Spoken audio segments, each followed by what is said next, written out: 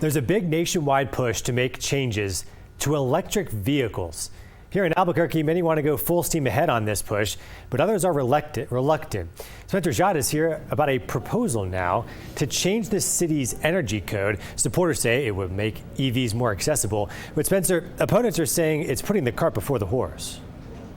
Yeah, Tommy, the proposal would require all new construction projects in town to include EV chargers in their parking lots. So opponents say there's not enough EV owners to justify that requirement. But when we talk to drivers, they're reluctant to buy electric cars because of that lack of chargers and infrastructure. So it's a classic chicken or egg problem. What needs to come first? There are new construction projects popping up all across town. Some new apartments, others are retail. But if the City Construction Industry Division gets their way, all of these construction sites would also need to add electric vehicle charging stations. The scope is pretty broad. It's banks, schools, grocery stores, hospitals.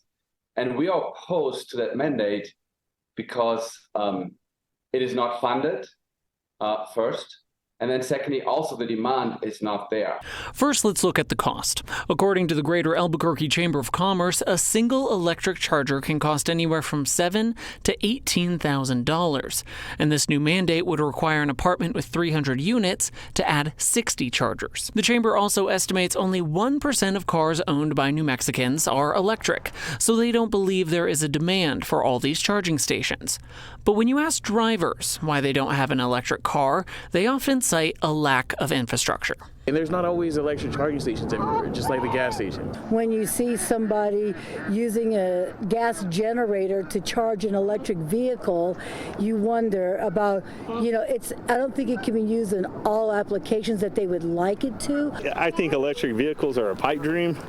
That's just my opinion. The Construction Industry Division updates their energy code every 3 years. So while the chamber says they don't support the mandate now, they could change their mind down the road. Obviously, there's a lot of push to provide incentives for people to buy electric vehicles, but we will have to see what that looks like for New Mexico. It may be in 3 years, it may be a little bit later. Now, the Construction Industry Division will be holding 30 days of public comment to see what folks think about their proposed EV charger mandate. They'll also make the final decision at the end of November. So if it passes, it would go into effect next July. Tommy? We'll continue to follow that. Thank you, Spencer.